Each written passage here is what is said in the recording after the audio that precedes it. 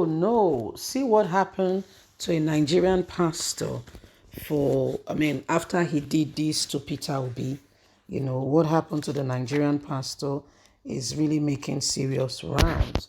A Nigerian pastor had to delete, the tweet he made about Newsom Wiki. He made some tweets, and after that, it has not been the same. People had to advise him to delete the tweet. It's the same Peter Obi that Father of Adoration, Father Mbaka, spoke about, and after that, it was not the same at all. Criticism and all that follow, you'll be surprised. So these are some of the things that has been going on. Wike supporters did not allow the pastor to rest. The pastor had to quickly delete the post. Please don't forget to give us a thumbs up, like us, share, subscribe. Let's get all the details. Nigerian pastor deletes tweets on Peter Obi after much criticism from supporters. A Nigerian pastor, Peju Omoye Demi, a senior pastor, Covenant Nation and Conveyor, released a statement via his Twitter handle on which he spoke about the enthusiasm of the youth they have shown towards Peter Obi, noting that the enthusiasm of the youth must not be wasted on poorly planned projects. The pastor said, without having real evidence upon which you are acting or preparation for the task, recognizing real obstacles that lies ahead and making conscious concrete plan, one is just being delusional about the outcome. The enthusiasm of the youth must not be wasted on poor planning projects. However, after releasing the statement, it received a lot of criticism from Peter Obi's supporters on Twitter, and as a result, he was forced to delete the tweet. I believe, a lot of people, I'll just read a few of the comments. It says, faith is not blind. Belief is not just hoping for a miracle. Faith sees, faith has eyes, faith opens to possibilities, and evidences must be revealed. The youths must know what they are aiming for. If you are working for Peter Obi, you want him to become the next president, you must plan accordingly, appropriately, and put things in place. You can't say you believe in what Peter Obi represents and stands for, and you do nothing about it. You'll be surprised and shocked that this will amount to nothing. If you want Peter Obi to win, they have to be planning in place.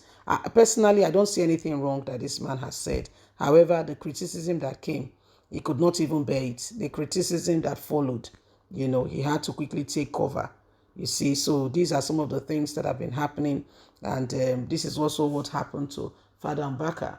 Father Mbaka woke up one morning and he began to say Peter Obi has to come to adoration ministry, kneel down, okay, before, he can become Nigeria's president. He said because according to him, the man is a selfish man. Okay, the man is a selfish man, and that man does not deserve to be Nigerian's president. And everything he said before he could say Jack Robinson was just hitting, was just in the ears of Peter Obi's supporters. It was like what they don't want to hear. Okay, but if you listen to what he says with an open mind, you will understand. He's saying there should be no poor planning. For instance, can the youth ensure that their votes count? Can they mobilize more people so that it's not just the youth population supporting Peter Obi? Can they also go to the marketplace and educate our mothers and fathers?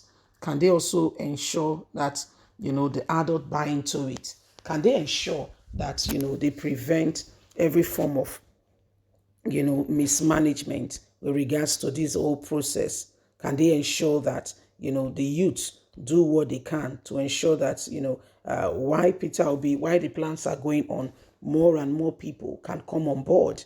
This gives what we call buoyancy and helps, people to begin to, identify with such a project. You see, so I don't think it's all bad news. Okay, I think we may be misunderstanding some of this points or some of these areas, in regards to what Peter Obi may stand for, and what the man of God is trying to say. He's only saying poor planning should not be part and parcel of this whole thing. Poor planning could ruin it if it's not properly done. If it's not properly done, it could ruin the whole thing.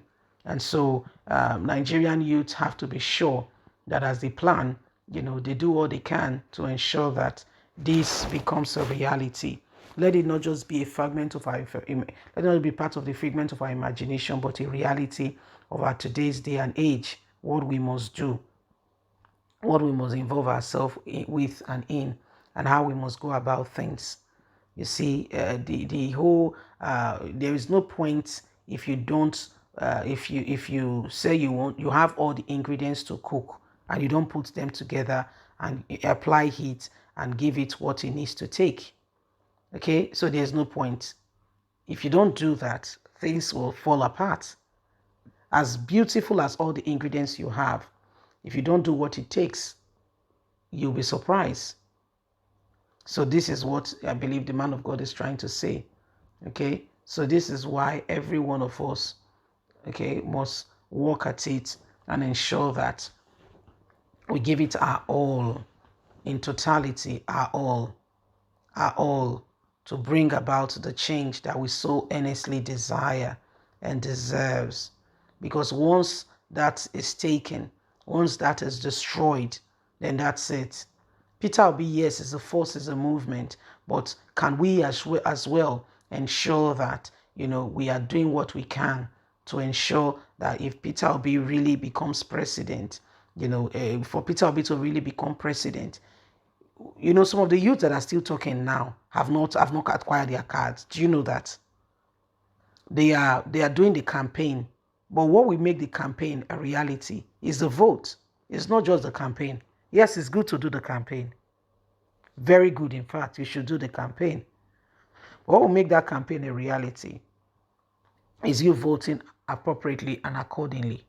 In that way, you have done what it takes. You've given it your all. So faith has met with works, and then there is success at the end of the tunnel. You see, leave us a comment. We'd love to hear from you. Please don't forget to like us, share, subscribe. Click on the notification button so you can get all our latest news. God bless. Have a good day. Bye for now.